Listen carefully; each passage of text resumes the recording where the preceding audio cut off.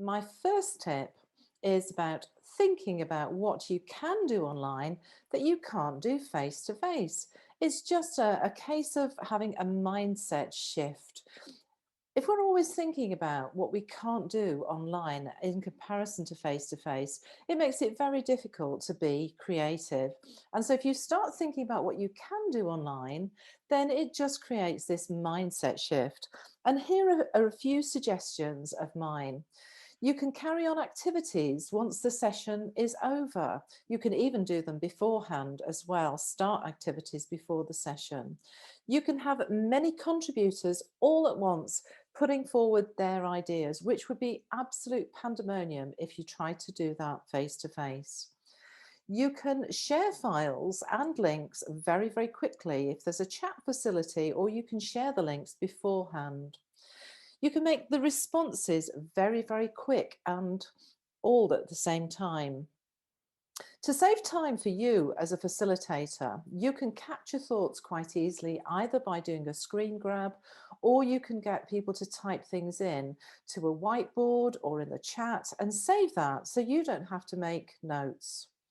And of course, you can record the session easily as well. And then there's the added benefit that you can have participants from all over the world at low cost. So my question to you, and this is where you get to interact with everybody else as well, is what else can you do online? Now, I'm going to include the link to the mural along with this session. And what you can do is you can add in your thoughts.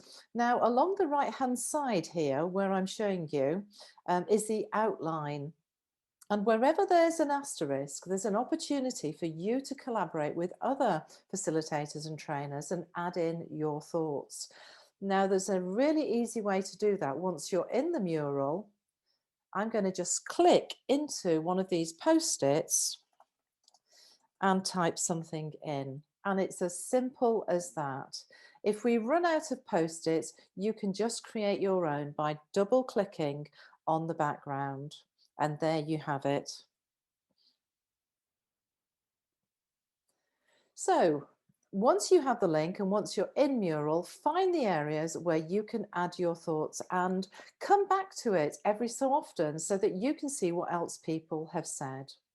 So let's move on to top tip number 2. Be yourself, get chatty and encourage as much interaction as possible. If you were meeting people face to face, you'd have that small talk, you'd be chatting, you'd be welcoming them, you'd be curious about them. And so think about how you can do that in the online arena as well. Now on this screen, I've got a few examples of some activities that I might do to warm people up as they're coming in. Sometimes actually, I just notice what's in the background. I'm quite nosy about people's own working environments. So if I spot a lovely picture or something in the background, I might draw attention to it.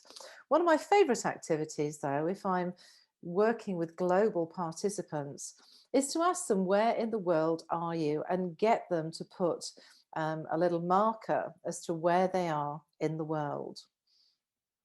Looking back at some of the other activities you can do with them, you might beforehand or right at the start ask them what their tough challenges are. And in that way, you can then make sure that the session that you're running can be tailored to some of their needs as well. One thing that I love to do as well is to use emojis, ask them how they're feeling. So I might gather some emojis and get them to identify with one of these emojis and maybe put that in the chat box, or if it's on a whiteboard, get them to put their name by the emoji that feels most like them at the moment. I might also ask them as a warm up just to say, what can you see from where you are sitting? And that opens up the conversation about the weather, all sorts of things, but just gets them chatting in a way which puts people at ease. The third of my top tips, and this has got a proviso in it. It says it's about more slides, more pictures, less words.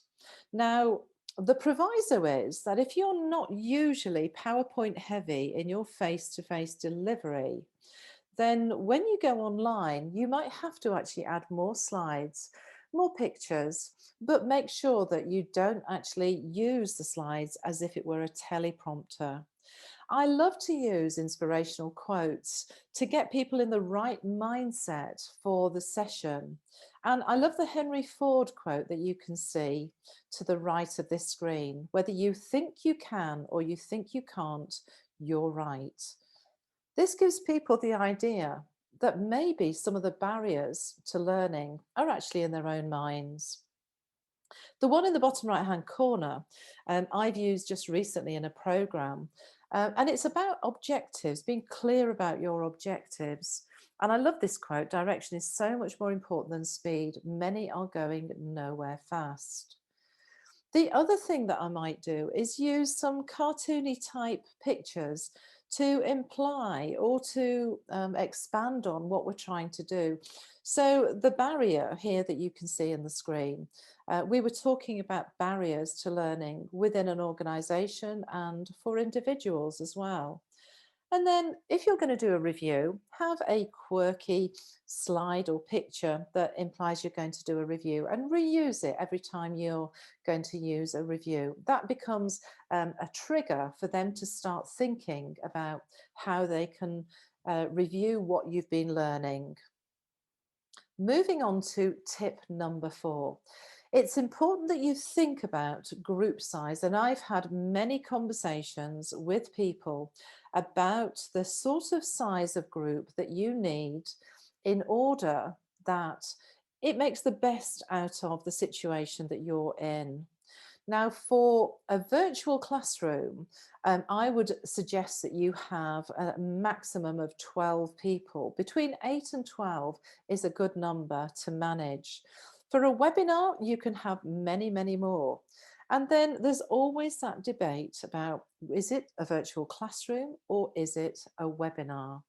For me, a virtual classroom is going to be interactive, and you're going to be able to observe people's reactions. You're going to be able to give them feedback, and they're going to be able to give you feedback.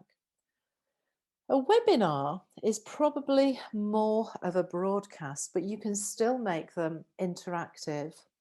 And so if you've got a large group of people, maybe 50, 100, maybe 200 people, that might be classed as a webinar.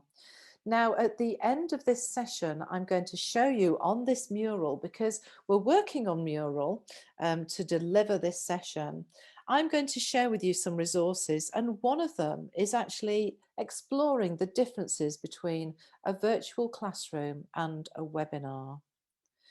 Depending on your group size as well will depend how big the breakouts are.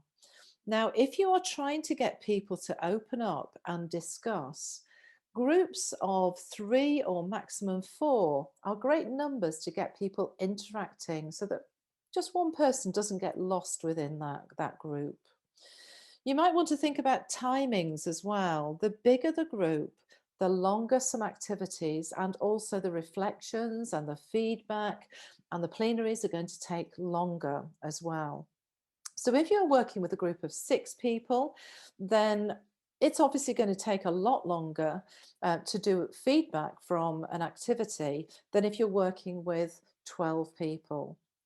I find there's quite a step up from, say, working with a group of 6 people just to go up to 10 even. Now, if you've got a small group, you can get lots of interaction. You can keep the microphones off and you can get lots of interaction going. And people will probably be less reluctant to speak if it's a small group of, say, 6 to 8 people. Once you start to get about 10 or 12, there may be some people that are a bit more reticent about interacting and speaking on camera as well. And that's the other thing about group size. If you've got a smaller group, you can keep people on the webcams and you can observe them and see whether they're getting it, whether they're struggling, and just getting some of those visual clues that you might be missing from being face to face. So, number 5, consider having a host for larger groups to deal with the tech and the chatter as well. So my question on this screen is, when do you need a host slash producer? And that really does depend on a number of things. It depends on how confident you are. It depends on your technical competence as well. It depends on whether it's a complex subject, and depends on whether or not there's a variety of breakouts and interactions. It also depends on the platform as well, if that's familiar or unfamiliar or more complex than what you're used to dealing with.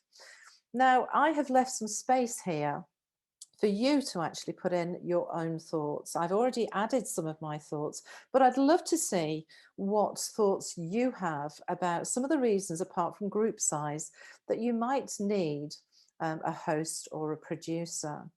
Now, I'd also like to get your ideas about when do you need a host producer when it's to do with the size of the group. Now, I'm going to use an icon from here, and I'm just going to use this cross here because it's very handy. And I would say if you're going to have a group of about, I don't know, bigger than 12, yeah, bigger than 12, then you probably need a producer. And what I would do is I'm going to lock this so that you can see where I've left it. But you can use a symbol or you can use your name and you can place it on this continuum as to what you think, what group size you need. And it may be that you think for your subjects that you deliver on, that you need a producer slash host every time, every single time. But I'd love to hear some of your thoughts. If you have any thoughts about that, then I'd love to hear some of them.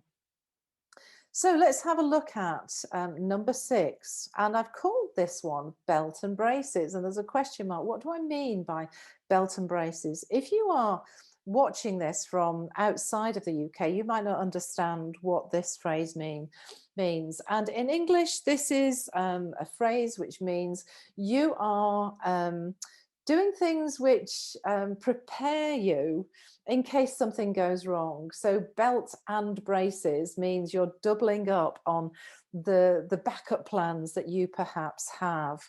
Now let's have a look first of all as to what I do when I'm delivering online. So let me take you through some of the parts of this screen. So here we've got my laptop, which is connected to a bigger screen. And I've recently bought a new webcam, which is at the top here of my second screen. And it's a great little webcam, but it's meant that I have a lot more flexibility when I'm delivering. I can see everything on a big screen rather than on my laptop screen. I put around the screen, I've usually got reminders here on Post-its. I always tend to have my iPad as a participant so that I can see what the learners can see. And that's really, really important for me because I might be talking through something and the learners see something completely different. In this era of everything going digital, you might be surprised to see there's quite a bit of paper on my desk. So I always have the session plan printed off. This is to minimize the amount of stuff that I have to look and switch between screens.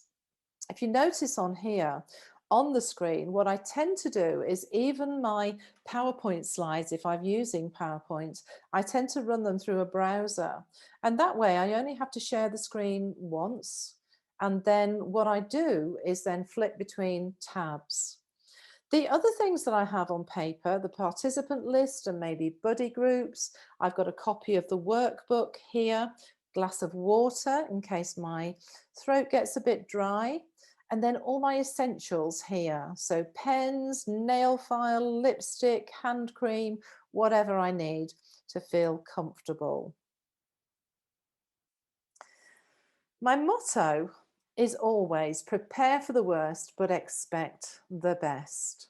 And I'd love to know how you do this as well. So there's another opportunity for you to add your thoughts in. So I've got some thoughts about how I prepare.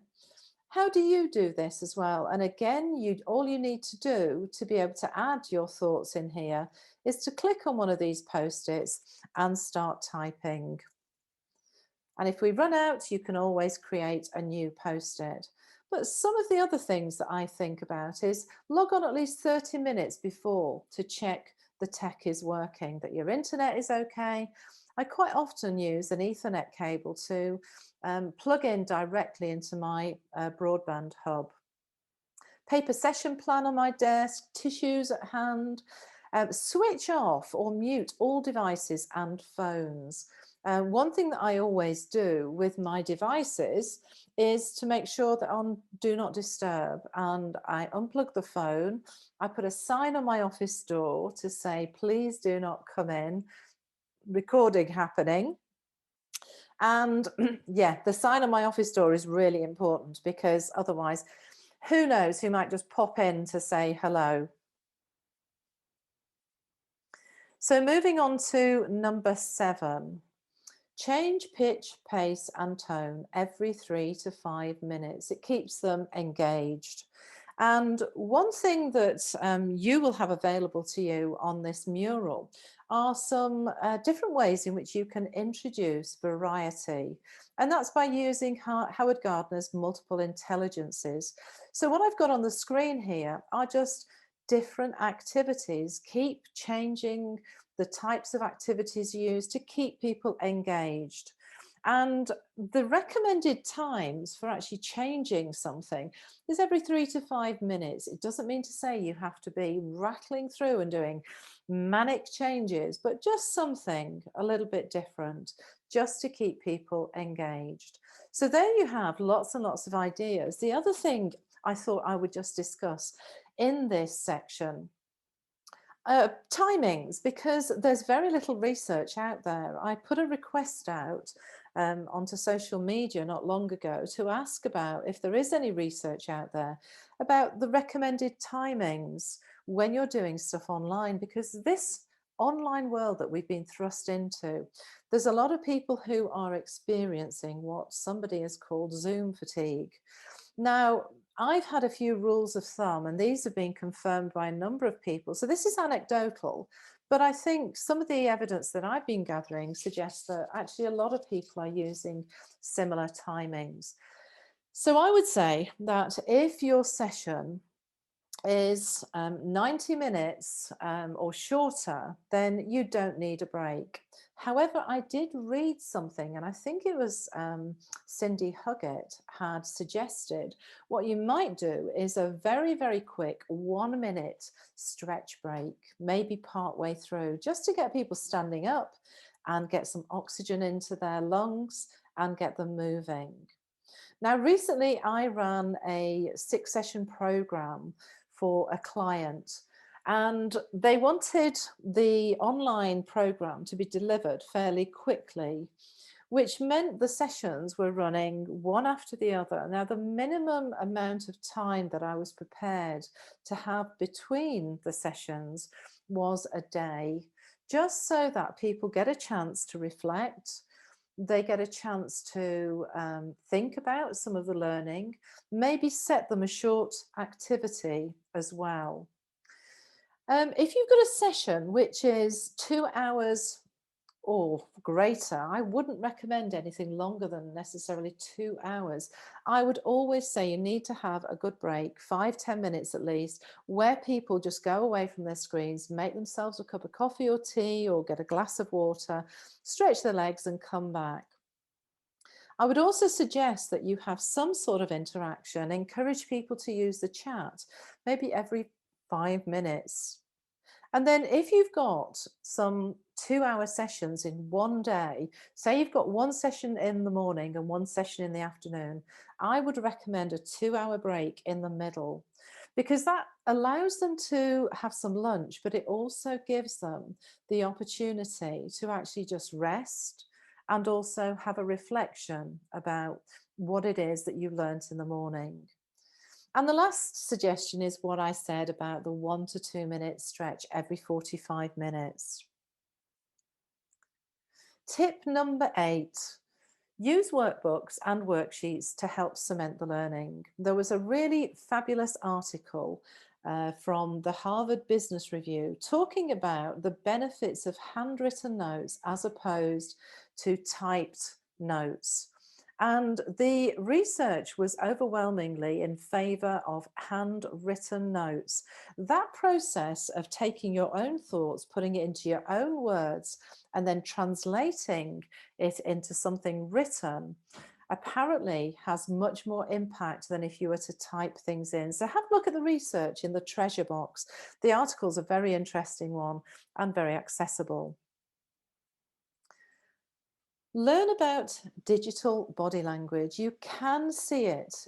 You can see it. And if our people are engaging, you can see it through the chat. You can see it through the activities. You might be able to see it on screen with a webcam, but if they haven't got it, there are lots of different ways. One lovely feature of Mural is that you can do a voting session. So here, we're not going to be able to do this because it's not a live session, but what I'd love you to do again is to either use an icon, and I'm going to use a little light bulb, and I'm going to change the color of it to a bright orange. And I'm going to place this where I think is my favorite of all of these. And my favorite, I would say, is this one here.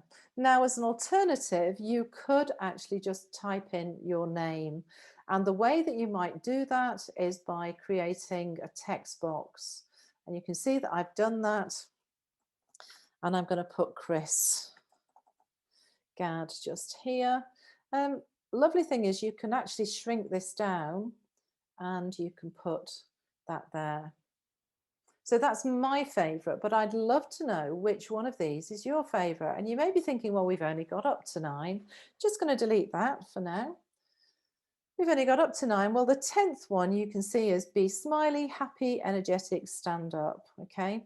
So again, I have in the treasure box given you a reference to Joe Cook's really, really good blog on digital body language, what it's about and how you can spot whether people are engaging. Because if you're used to that face-to-face interaction, a lot of the time, subconsciously, we are able to check to see if people are actually engaging with what we're doing. So how do we do that in the virtual world? Well, I've given you in the treasure box a link to Joe's blog, which is a really good description about what digital body language is. So vote for your favorite here, but let's look at the last one. The last one is about be smiley, happy, energetic, stand up. Now I have a stand up, sit down desk. And whenever I'm delivering, I do actually stand up. It gives me a different energy. And it makes me think about sort of putting some effort into my delivery as well. Whereas I feel completely different when I'm sitting down. So it's a personal preference, but it may be something that you want to consider. And I just think back to a number of years ago when I was coaching somebody and I was listening to them speaking, and I said to them, "Are you smiling at the moment?" And they said, "Yes. How could you tell?" And I said, "Well, I don't know. There was something in your voice which sounded different." So I think you can hear a smile on the phone. So be smiley, be happy, be energetic. Even if you've not got the webcam on, try and do that because I think it will make a difference. And finally, what I'd like to show you is a treasure box where I've loaded this treasure box up with some useful top tips and also some articles. So here in a handy article, one pager, you can actually download this and print it off. So if you double click on it, it'll open it in the browser and then you can print it off as a reminder what those top 10 tips are. And then this is every year Cindy Huggett does a review of the state of virtual training. She does some research and polls people. And so this is the culmination of the research that she's done this year, which again is really, really useful. And then the effective notes are ones taken by hands, the article I was telling you about. You can click on that to go to the article. We've got this here, which is the debate between what live online learning is, whether it's a virtual classroom or a webinar. What's the difference between them? So this is a really handy article discussing the size of the classroom and so on, as to whether it's live online learning or is it a webinar. And then Joe Cook's fabulous blog on digital body language. There's a link here. Now, if anyone's interested in accelerated learning, which is something that I'm obviously passionate about, then you can go to our website and learn about accelerated learning. If you want to get some information on how the brain works and how you can make learning stick, then I recommend this website. It's called Retrieval Practice. But if you click on this link here, it takes you to some resources, and the book called Make It Stick. I did some visual summaries a number of years ago, and the people who run the website Retrieval Practice saw these summaries and asked if they could put them on the website, and they have done. And then somebody else has subsequently added their own visual summaries. And so you can have a look at these and pick out some really, really useful tips on how to make it stick.